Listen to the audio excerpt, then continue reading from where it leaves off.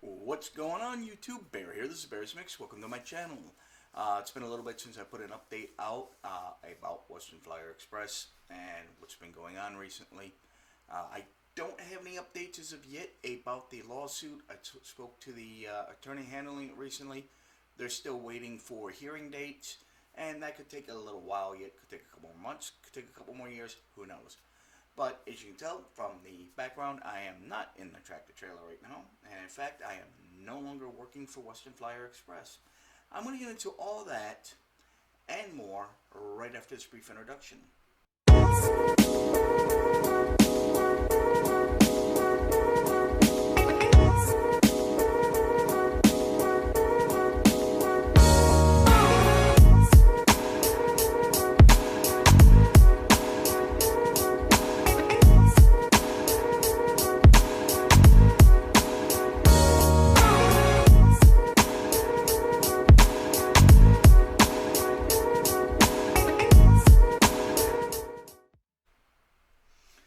Alright guys, so as you know, there's that lawsuit against Western Flyer Express, and they owe me personally quite a bit of money.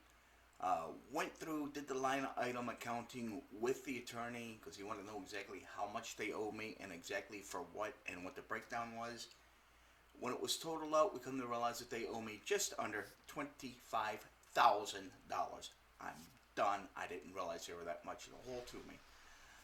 Excuse me. I put in my 2-week notice. And it was pretty much, park the truck, we don't need you anymore. Fine. No problem. No big deal. Kind of pushed my move real fast from Las Vegas to Anchorage. And yes, here in the background, over here on the side rather, that is the Anchorage, Alaska skyline. There's the Chugach mountain range up on top. Beautiful, beautiful mountain range. Just a little chilly right now to be moving out in the middle of winter. Got to my house, I had about 22 inches of snow on the deck that I had to clear off before I can even get into the house. I came up in July, preparing for the move, looked at a couple houses, ended up renting the one that I'm in currently. It's a 2-bedroom, 1,025 square foot home.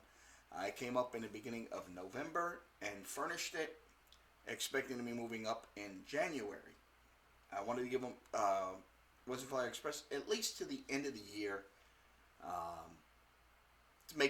primarily to make it easier on myself when I do my taxes at the end of the year, so I only have one company to deal with. Now I've got 2 companies I got to deal with on my taxes, which drives it up a little bit. One's going to be a W-2, and all of Western Flyer Express is going to be 1099. Mixing the 2 of them is kind of a pain in the neck. But I do have a job up here. I am driving for the U.S. Post Office. Got a day off today. I'm not really liking the schedule. I work every other day. For the first week, I worked every single day. I had just over 70 hours in for the first week. Now this week I'll end up with like 40 hours. Plus I will be working Christmas Day. That's right. I'm working Christmas Day. That's this Saturday coming up. Today is the 22nd. So I work Saturday, Tuesday, Thursday, Saturday.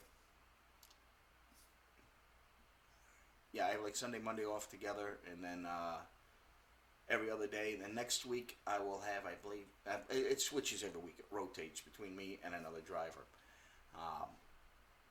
It's not a bad gig. It's $34 an hour and changes for the first 40 hours with double time, time and a half for after 40 hours and overtime. On weekends, there's an additional $5 shift differential for the weekends. Holidays, I get all paid.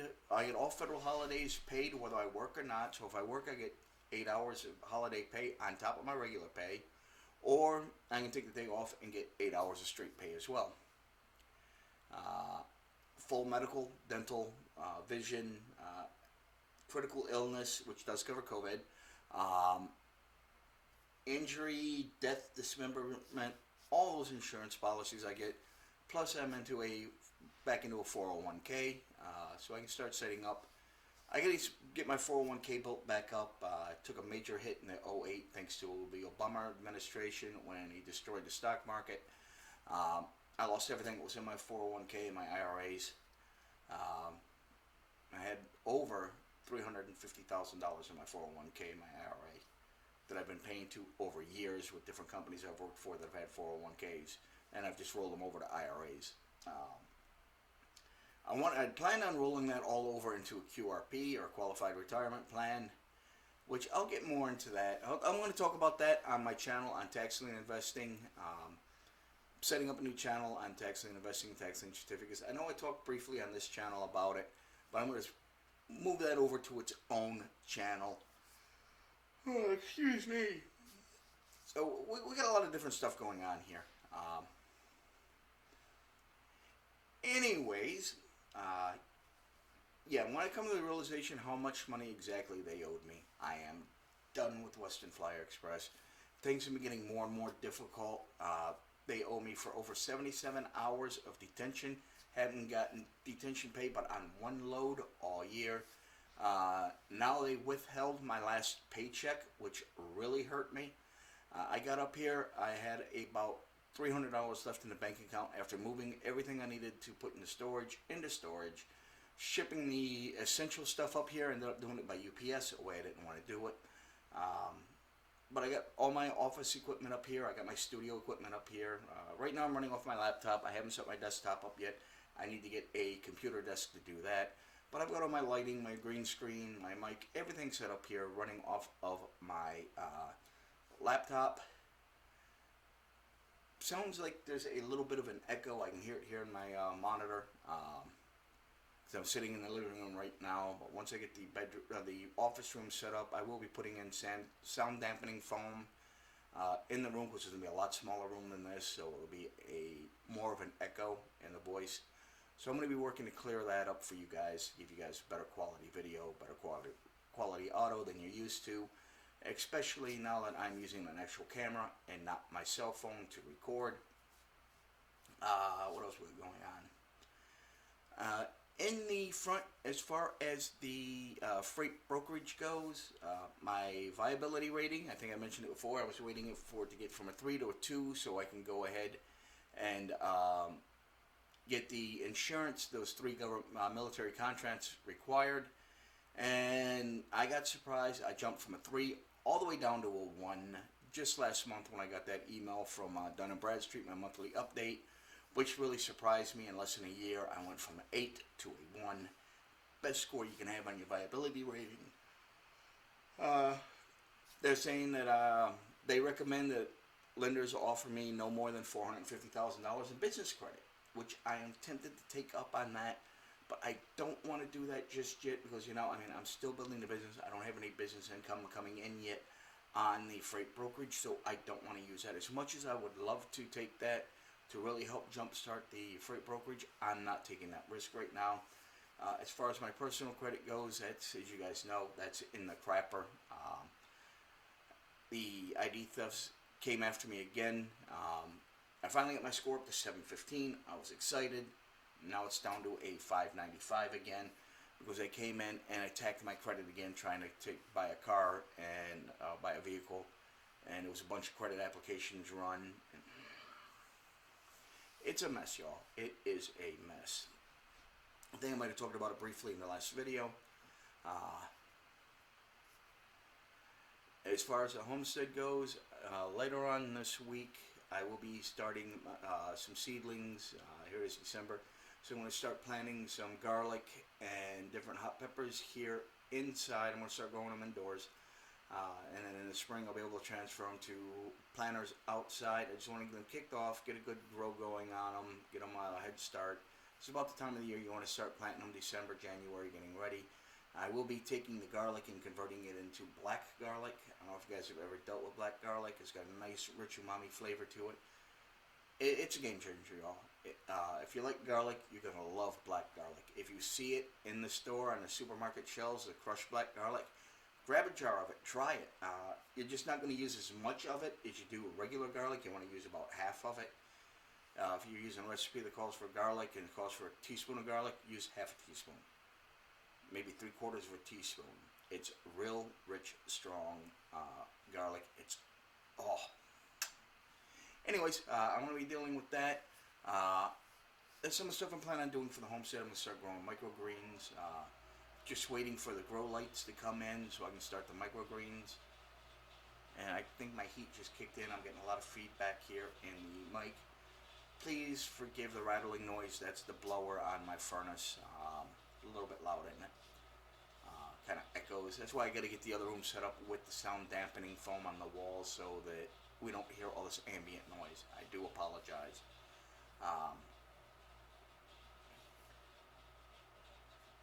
I'm going to be setting up and getting ready to start doing the fermented hot peppers. So I want to get the hot peppers growing. I want to get the F1 chili peppers growing, and a few other peppers.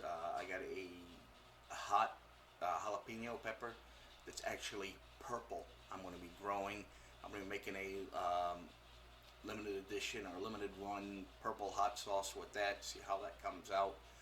All my hot sauces are going to be fermented so that I don't need any special licensing or anything to sell them. I'm going to be doing, getting back into doing charcuterie. I know, funny word, right? Sounds like a sex act. There's that heater kicking in now. I can really hear it in the monitor. It's 3 degrees outside, but give me a second. I'm going to shut the heat off. I'll be right back, guys. Oh, I am enjoying this scene. Get on with it! Alright, guys, sorry. Apparently, oh, okay, there. Quieted down a little bit. Guess it takes a couple seconds for the fan to power down once you shut the heat off. Anyways, what was I saying now? I done forgot.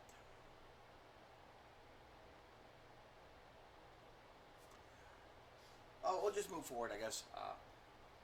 I'm setting up to start doing that. Charcuterie. Starting to talk about charcuterie. I know, it's a funny word. It kind of sounds like a sex act. It's not. It's the art. It's a French word. It's basically the art of dry aging raw meat and making it safe to eat. You guys eat charcuterie all the time, and you may not know it. Pepperoni is a form of charcuterie. Salami, capicola, a lot of different meats that you eat, lunch meats and stuff, are forms of charcuterie. So I'm going to start doing that stuff. Part of that involves fermenting the meat. It's fermenting, but at the same time it's not fermenting. It's kind of hard to explain, but I'm going to start getting into that. It's kind of scientific and the stuff you have to do there. I should say start getting back into doing that. I'm going to be getting back into doing different cheeses. Excuse me. Things I can do to raise a little extra capital while I'm getting things rolling. On the front of the freight brokerage, I do have the 3 shippers I talked to earlier this year. They said they want to wait until I was at least a year old before they'll sign a contract with me. That's what I'm running into with a lot of shippers. They won't deal with a broker that's less than a year old, so I will have to get that done later on. Excuse me. December 27th, the business will be a year old. So in January, first week of January, I'm going to start pushing out, trying to get this stuff signed up, start getting some money coming in. Now on the 3 military contracts, they have specific insurance that I have to carry, that they want me to carry on top of regular insurance. That's going to cost me $6,500 a year just to get that up and running. At least the TMS company has dropped the cost of setting up the EDI from $2,500 a customer to $1,500 a customer, so that's going to save me $1,000 right there on each one of them. Once I get the $6,500 paid and get that initial insurance policy bound and in place, I'll pay the $1,500, get the first one. I'm going to go with the larger of the 3 contracts for the government, military contracts, so I can start working at stuff there, start getting those loads out. Each of the 3 of them are guaranteeing me a minimum of 10 loads a day, 6 days a week. So I'm looking at 180 loads between the 3 of them and a 5-year, $10 million contract. Once it's signed, I've still got plenty of time to sign them, so I'm not too worried about it. It's just setting the money aside to get the initial insurance payment made and get the EDI set up so I can start actually making some money. Some of the stuff I'm seeing out there that's really aggravating me is all these so-called independent dispatchers that are acting like brokers. They are misusing the bona fide carrier agent clause that says you can be an independent dispatcher for one carrier and one carrier only. They are using these. Well, I'm only using this carrier's MC number for this, and I'm using this carrier's MC number over here for this, and I'm using this guy's MC number over there.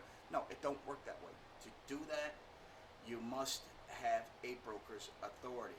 The FMCSA considers these independent dispatchers a danger and a threat to the trucking industry. They're starting to crack down on them. It's a $10,000 fine for each one of them, for each one of the carriers that they're working for, and each one of the shippers that are using them. So it gets very expensive, and they'll get blackballed, so they can't get their broker authority ever. These shippers need to stop signing these guys up. A lot of them aren't telling the shippers that they are independent dispatchers. They're not insured, they're not licensed, they're not authorized, nothing. If something happens, they say, well, I don't know what you're talking about, I don't work for you. And yeah, it's a mess. If something major happens, like that kid that went down the Eisenhower there and killed those people in a fiery truck wreck, the broker in that, if he was a independent dispatcher, I don't know what you're talking about, I didn't dispatch him on that load.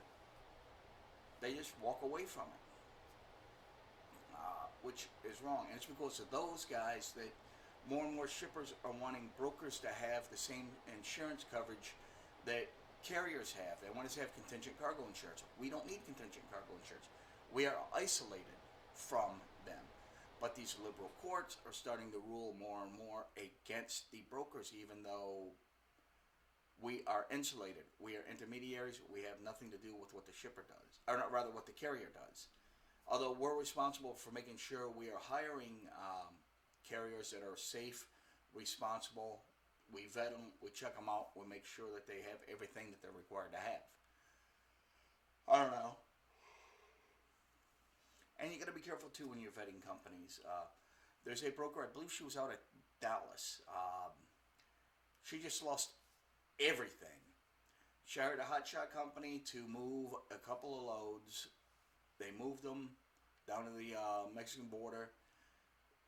She got the signed pods from them. She paid them through factoring right away, as they agreed to. Then a couple days later, she started getting calls. Where's the load at? Where's the load? Where's the load? We don't have the load. Where's that? Can you find out what's going on with the load? She's like, no, my load delivered. I got the pod here. No, I don't know what you're talking about. We never received that load. Well, come find out. So she tried calling them. They laughed at her, hung up on her. Changed the phone number. They disconnected the phone number, whoever it was. So she went through, ran the MC number and everything, got the main company's phone number up, and I believe it was Ohio. Called the main company up, the headquarters up there, and they're like, we don't know what you're talking about. We don't do hotshot, and we only work the tri-state area. We don't do anything outside of this area. We're a courier service, not a hotshot service. All we have are vans that run packages. That's it. Little small city vans, minivans and whatnot. So what these guys did is they copied this company's information, changed the address and the phone number and banking information on it, sent it to her as if it was their authority and their company. And she hired them, not knowing that, well, these guys are scam artists. They stole the load, they stole the pay. Now she's on the hook for the load, the pay. Her insurance pulled out on her. She had 3 claims above the $75,000 coverage that she had. So she's done. She lost everything because of it. So you got to be really, really careful. The scams are getting more and more complex, harder to detect, and they're spreading wider and farther, thanks to the current administration and the administration before last. When times are tough, there's economic hardship, people get desperate and they do stupid things. They do whatever they can to survive. In a way, I can't blame them, but at the same time, I can't like them either. So,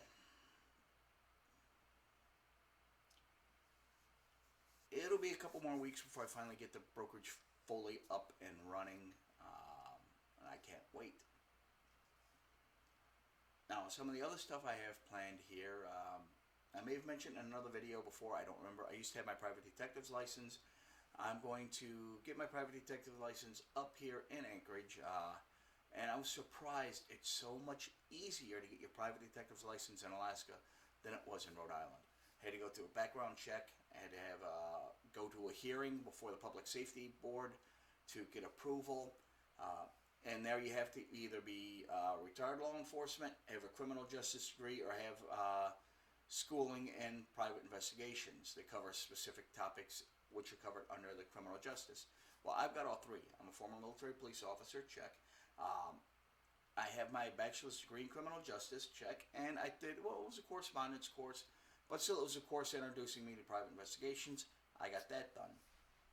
When I went to my hearing there in Providence, and of course I had to post a $50,000 surety bond with the city as well for my license. In Rhode Island, your private detective's license isn't issued by the state, it's issued by the city or the town where you live or have your office at. Went to the hearing. Now, there was one guy that pulled up. They called up before me. There was a bunch of different hearing things they were hearing on in the city of Providence. There was stuff to do with nightclubs, beauticians. I mean, anything to do with businesses and things that they would consider fall under the category of health and safety. They called one guy up. Apparently, it was his fourth time applying for his private detective's license. They call this guy. Yeah, what? How do you, what?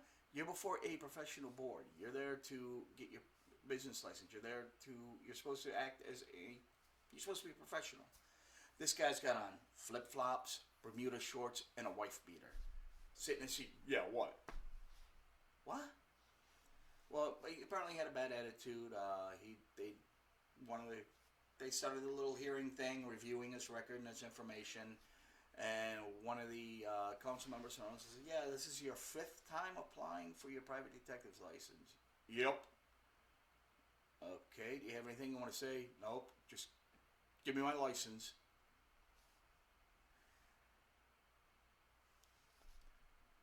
Well, they went through everything, they had their vote, and of course he was shot down again unanimously. They called another guy up for his private detective's license. He's, yes, I'm right here, sitting in the back of the row. Don't make himself visible, just put his hands up. And you can see the members rolling their eyes in their heads. This is your third time? Yep. Well, we're going to deny you again. Wow. They call my name up. I stand up, present. I walk forward. I sit down at the front table, right in front of them in plain view. Ladies and gentlemen, thank you for taking the time to hear my application. I look forward to answering any questions you might have. I have here with me a copy of all my certifications, this, that, and the other thing. They asked me a couple minor questions. They leaned over to the officer from the Providence Police Department that handles the backgrounds from the licensing division. Do you have any objections? Officer John says, not at this time, and in fact, gave my last name. I'm not giving my real name out on it. Yeah, I am. Why not? I've told you guys before on the recruiting. So he says, yeah, we have no, Providence Police have no objection to Mr. Parsons obtaining his license, and in fact, he's highly recommended. Which kind of surprised me. Like, okay, thank you for that. They asked me a couple more questions. They had a vote. I got my license. They voted unanimously and to approve my license. And the chairman was, okay, sir, just step out to the hall there. In about 15 minutes, you'll be able to go into the clerk's office and pick up your license. Ladies and gentlemen, thank you. I appreciate your trust in me. Have a good day. I got up and walked out. I had the guys walk up to me out in the hallway. Dude, how many times did you apply? Well, it was my first time. What the hell, man? I've been doing this for months. Why can't I get my license? I'm like, well, dude, look at the way you're dressed. Look at your attitude. You don't portray confidence. You don't portray professionalism. You look like an asshat. You look like a total tool there. Look at the way you're dressed. A wife beater and flip-flops? Come on. You see, yeah. Throwing your hand up. You kind of an attitude with them. I mean, I can understand you having a little bit of an attitude, being 5 or 6 times now trying to get your license and getting shut down. But this is why. Look at yourself. I don't know if they reapplied. I don't know what happened with those guys. But see, I got my license.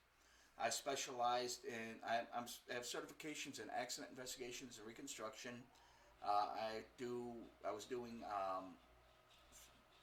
a specialized area called family reunification. That's where there's a divorce or there's a couple, they have a child but they're not together. or they separate, and one has custody, the other doesn't, and say the father kidnaps the kid from the mother. Yes, it's his own son, it's his own child, but the court says you can't have custody of him. The mother gets custody of him, but you can visit him, or even you can't visit him for whatever reason. If it's an unfit, somebody we consider an unfit parent, like a drug addict or a child molester or a rapist, something like that, and they kidnap the kid and take off with them anyways. I would go track them down, find that parent that abducted the child. I will find the child. There's a lot of paperwork, a lot of legwork that goes into it. It's very involved. It's very expensive. I was involved in an international case back in early 2000s that did not end well. And there's the furnace again, and I shut the heat off. Wow. It did not end well. The tracked the child down. They'd actually fled to Durban, South Africa. I caught wind that they were back up in the Boston area visiting somebody for a death in the family. Tracked them down, watched them, seen the mother, seen the child. Got right on the phone with the grandparents on the father's side. The father had passed away in a car accident. He had custody of the child at that point. The mother was a drug addict. A lot of problems with her. I'm not going to get into the specifics of it, but she was deemed to be an unfit mother. They split up. The father had custody. Then a little while later, he died in a car accident, and custody went to his parents. Well, she snuck in one day and basically kidnapped or stole the child from the grandparents on the father's side, who had legal custody of the baby. She went through some medical professionals and doctors in the Boston area, very influential, very rich people, that helped smuggle them out of the country. Got her back home to where she was from, Durban, South Africa. And she was basically untouchable down there. They couldn't get the African government involved in it. They refused to. The child's here now. The child's part African, so the child stays here. The mother is African. She don't have a U.S. passport. Blah blah blah. Whatever it was. A lot involved in it. A big mess. But we found out she was up here for a funeral. Got eyes on her. Got a hold of the grandparents. Hey, you need to get to Boston right away. I'm looking at the baby right now. Can you go get the kid? Can you go get the kid? I did have their power of attorney to secure the child from them. This has been working its way through the courts for a long time. The mother went down to Africa and got a African court order giving her custody of the kid. So it was a real messy situation. The U.S. being the first one issued obviously took precedence. We ended up with the State Department involved in it. We had the FBI involved in it. We had the Massachusetts State Police involved in it. Boston Police Department involved in it. It was a big, huge mess. Watched her, tracked her, kept eyes on her the whole time she was there. We were finally able to meet up with the Boston Police and the FBI, went over all the paperwork and everything, and they verified that there was a warrant out for her arrest for custodial interference and child abduction, unlawful flight to avoid prosecution. She had a bunch of charges pending against her related to the kidnapping, and then she had a bunch of charges prior to that she had to answer for, narcotics-related charges. Swooped in, we arrested her, we took custody of the kid. The kid, while we're waiting for the grandparents to come up, the baby ended up going to, when she was abducted, she was 4, she was 7 years old at this point. She ended up going into the Massachusetts foster system. The mother made bail, made an application for the court to get custody of the kid, or temporary custody of the kid, and the court said, well, because she's the closest living relative, the baby goes back to her until this is sorted out. It ended up with her murdering the baby and taking her own life. It's a very sad story. A few years in the making, and I mean, it's a very tough situation and something like that. And dealing with family reunification is a very difficult and specialized investigation area. Sometimes the child is taken from the unfit parent by a fit parent. Things the courts don't always know. The courts don't always rule in the best interest of the child. There's times when the child was better off with the abductor than they were with their custodial, but that's not for me to decide or judge. The courts made that decision. That's what we have to go by. I also work in areas of missing heirs.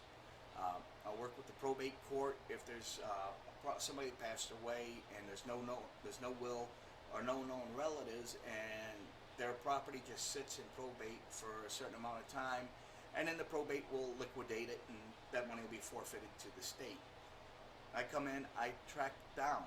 If I go through the records, find somebody that passed away with no known heirs or no known relatives, and I can track down the nearest living relative and I'll contact them. And a lot of times, especially with all the scams going on, they would think that it was a scammer calling them or reaching out to them. Basically, it would go something like this. Hello, Mr. Cannon. My name is Mark Parsons. I'm a private detective up here working to locate missing heirs. Are you aware of a relative by the name of James Eos? Well, I don't know if you know this or not, but about 3 years ago, Mr. Eos passed away. And I see here you're a relative, like a third cousin or something. Well, yeah, I haven't heard that name in forever. I didn't know he died. What's going on? What do you want? Well, he has some property or some bank accounts or this or that that is sitting in probate right now, and we're trying to locate the nearest relative, and from what I can tell, that is you. I would like to represent you and move forward to secure this inheritance for you. It's not going to cost you anything up front. I don't charge a fee to you or anything. The fee will be based on 10% of whatever we recover from you. I'll send you over the contract, sign the contract, get it back to me, and we can move forward from there. You don't want to tell me exact court or even the state that it's going on at. I mean, they can figure it out if they're smart. I mean, they can look at your phone and they know where you're calling from, and they can get a pretty good idea. And someone might call the court themselves. They'll think it's a scam. They'll hang up on you. I've been cursed out. I've even had the police called on me a couple of times. I had to explain to them, look, here's the paperwork. I'm a private detective. This is a legitimate investigation. And then they tell the people, yeah, it turns out this is legitimate. He's trying to contact an heir so you guys can secure your inheritance, and apparently you didn't know about it. Some of them will still go through it with you. Some of them won't. They'll do it on their own, which it's fine. But that's how I make my money, is I get 10% of whatever they earn on the inheritance, which is not much at all. I mean, I think on $1 million inheritance, I can make $100 grand. So not too shabby. Not that those come around often. Most people with millionaire relatives know when they kick the bucket because they're greedy, selfish, ignorant bastards that line up just waiting for somebody to kick the bucket, saying, what am I getting? What am I getting? What am I getting? What am I getting? I see it all the time. I hate that is human nature. I don't want to insult anybody or any of my followers or any of my viewers, but that's the reality of it. I'm sorry. And a couple other areas I cover are secured collateral recovery, which basically I'm the repo man. I'm the one that comes in the middle of the night and takes your car when you don't make your payments or you drop your insurance. A huge percentage of the repossessions I do are not because the individual was late or missed a payment, but because they dropped their insurance. They'll go get the full coverage insurance that they're required to have. Then to save a little money, they'll reduce, once they get the car, they'll reduce it to whatever the state minimums are, and they'll take that coverage, the rest of the coverage off that's required under their contract. Well, they're now in breach of contract, and the vehicle is able to be repossessed. Yeah, those get messy. I get people arguing with them. I made my payment. Here's the receipt. Do you have full coverage insurance? What's that got to do with anything? Well, that's why it's being repossessed, because you dropped your insurance or your insurance lapsed. And well, you can't take it for that. Well, actually, yes, I can. It's in your contract. You're in breach of your contract. Another area I work is bail enforcement and fugitive recovery, which is pretty self-explanatory. Somebody gets arrested for a crime. It's not up to me to decide their guilt or innocence. That's up to the courts. They're innocent until proven guilty.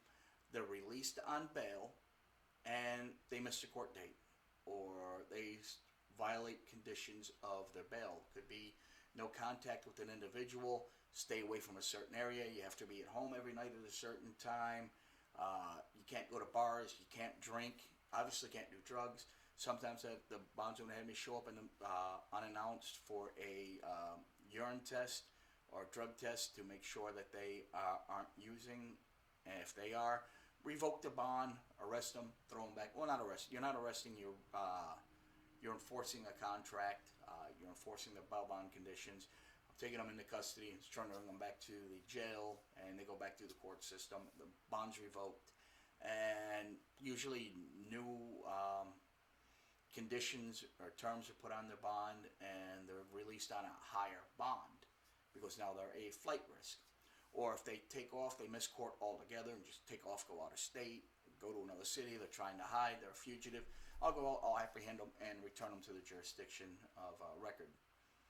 It don't matter where they are in the country, there's federal court rulings, there's a couple federal court cases, there's case law on it that says that, in Taylor versus Tainter, 18 Wall 366, basically says when a surety is released, or when an individual is released to the custody of a surety, I forget exactly how it goes, I haven't cited this in a long time, but basically it says that the bail bondsman is the jailer, you're choosing who you want to be in jail with, the sheriff or the bail bondsman, and the bail bondsman at any time for any reason may decide that, well, I don't trust you anymore, or something's changed, you've picked up a new charge, you're a person of interest in a new crime or something.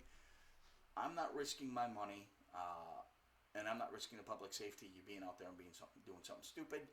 So I'm going to snatch you up, I'm going to seize you up and deliver you on my discharge. In other words, I'm going to pick you up, I'm going to take you to the jail, turn you over to the sheriff, and discharge my duties as your jailer.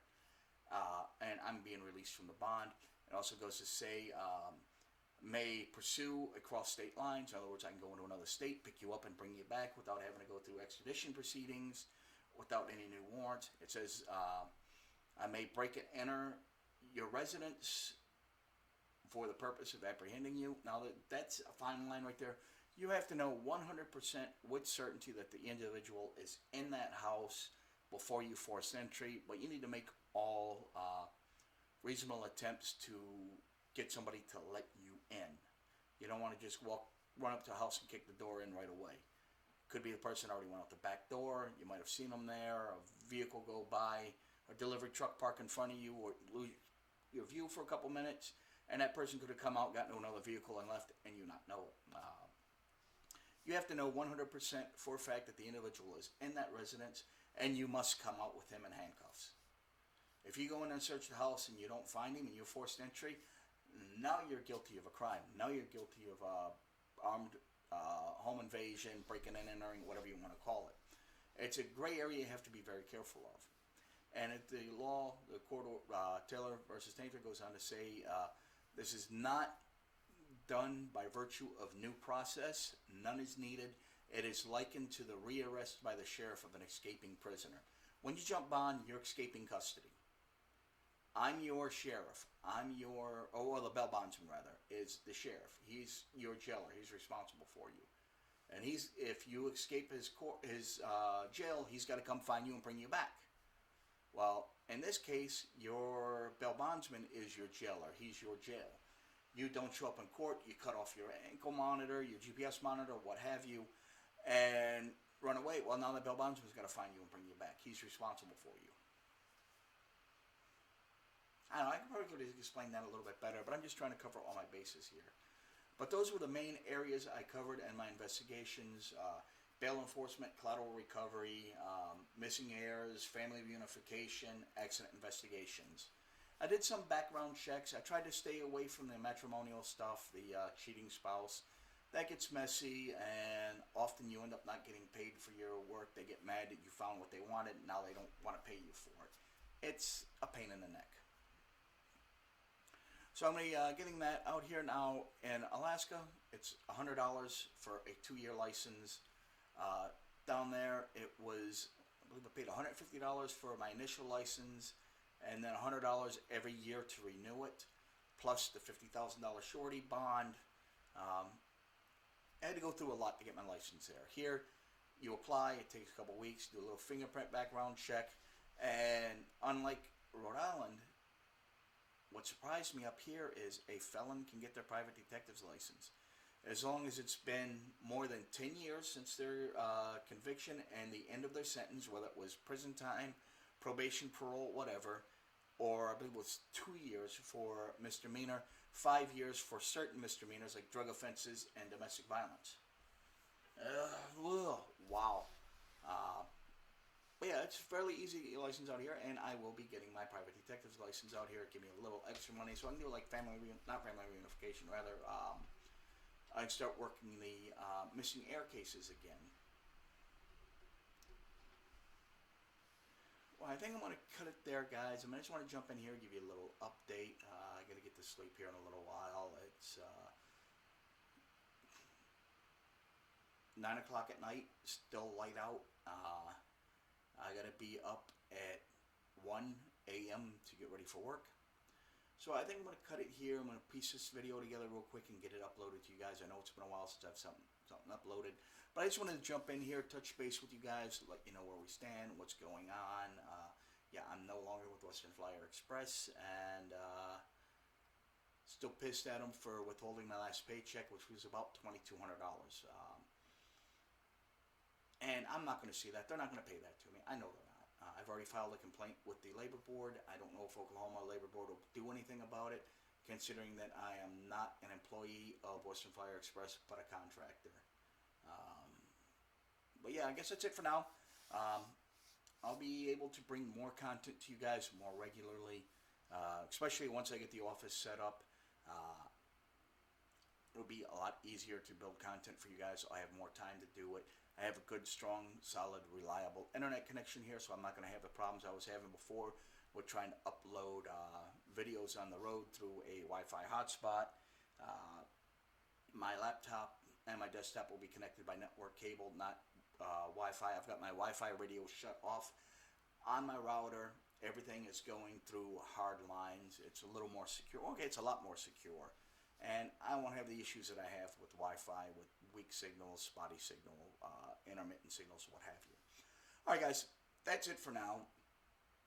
Please, if you find anything in these videos at least a little bit entertaining, if not informational or instructive or educational, please make sure you subscribe, ring that notification bell, and don't forget to smash that thumbs up button. It really helps out with the channel. It helps the channel out, it helps me out, and in turn it helps you out, because it allows me to, once the channel monetizes, especially to purchase more better equipment for recording videos for you guys. Anything I make on this channel when I monetize, I think I said last video I was at the point where I could monetize. I wanted to wait a couple days to do it, which was a mistake.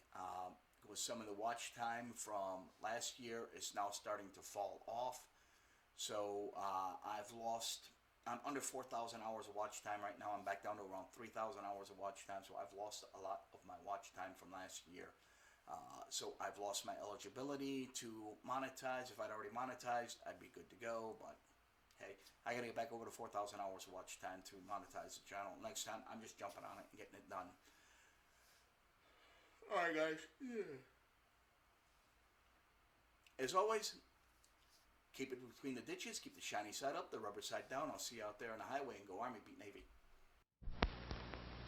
Ladies and gentlemen, our national anthem.